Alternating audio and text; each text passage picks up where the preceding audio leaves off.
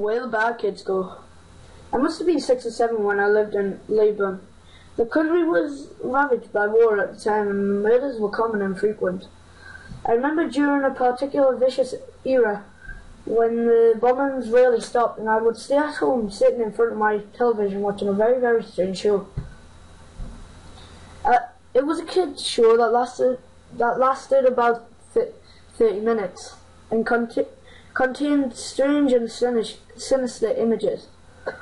To this day, I believe it was a fairly veiled attempt on part of the media to use the scare tactics to keep kids in place, because the moral of every episode revolved around very uptight, indulgent stuff like bad kids stay up late, and bad kids have their hands under the covers when they sleep, and bad kids steal food from the fridge at night.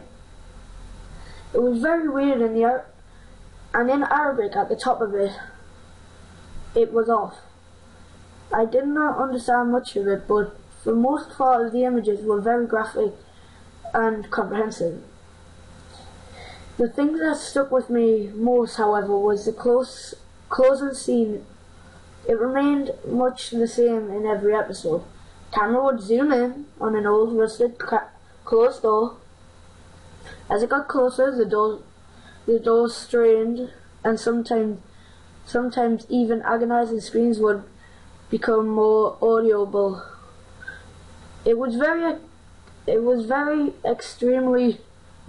extremely frightening, especially for a children's program. Then a text would appear on the screen in Arabic, reading, "That's where the bad kids go." Eventually, both the image and the sound would fade out, and that would be the end of the episode. About 15 or 16 years later, I became a journalist photographer. That show had been in my mind all my life. Put me note in my thoughts, sporadically. Eventually I heard enough and decided to do some research. I finally managed to uncover the location of the studio where much of that channel's programming had been recorded. Upon further research, I had eventually travelled on the site. I found out it was now desiccated and had been abandoned after the big war ended.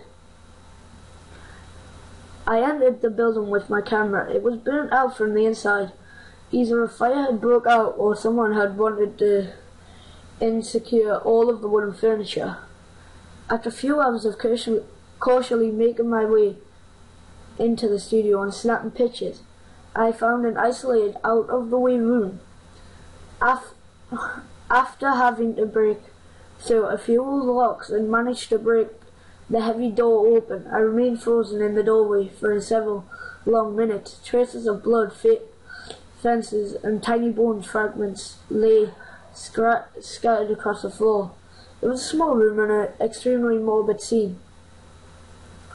What truly frightened me, though, what made me turn away and never want to come back, was the bolted cage microphone hanging in the ceiling in the middle of the room. So guys, that was Where the Bad Kids Go. I like that one. I've personally always liked that one. Don't forget to hit that like and the subscribe button. Comment down in the description